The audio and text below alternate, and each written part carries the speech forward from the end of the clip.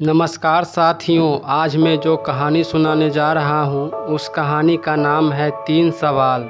महाराजा अकबर बीरबल की हाजिर जवाबी के बड़े कायल थे।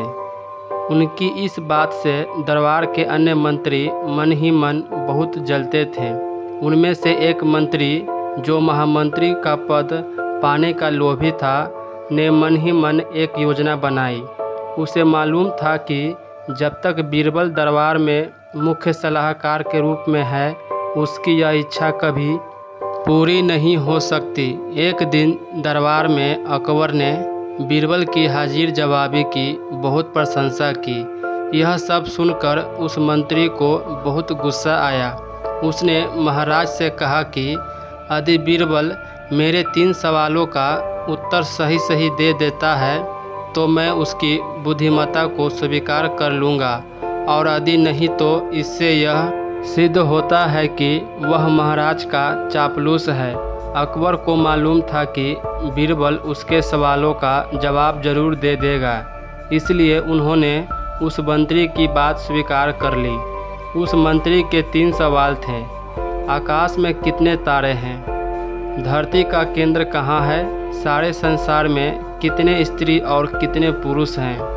अकबर ने फौरन बीरबल से इन सवालों के जवाब देने के लिए कहा और शर्त रखी कि यदि वह इनका उत्तर नहीं जानता है तो मुख्य सलाहकार का पद छोड़ने के लिए तैयार रहे।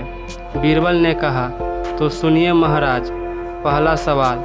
बीरबल ने एक भेड़ मंगवाई और कहा, जितने बाल इस भेड़ के शरीर पर है आकाश में उतने ही तारे हैं।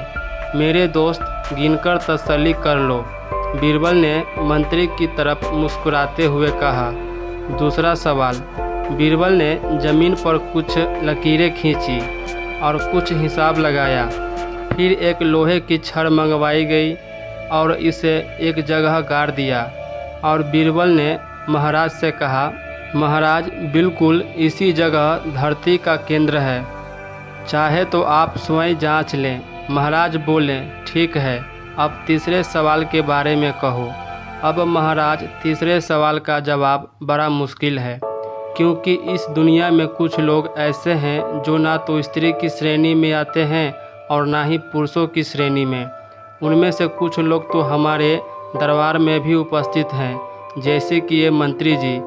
महाराज, यदि आप इनको मौत के घाट उतरवा दे तो मैं स्त्री पुरुष की सही सही संख्या बता सकता हूँ। अब मंत्री जी सवालों का जवाब छोड़कर थर-थर काँपने लगे और महाराज से बोले, महाराज, बस बस, मुझे मेरे सवालों का जवाब मिल गया। मैं बीरबल की बुद्धिमानी को मान गया हूँ। महाराज हमेशा की तरह बीरबल की तरफ पीठ करके हंसने लगे और इसी बीच वह मंत्री दरबार से खिसक लिया।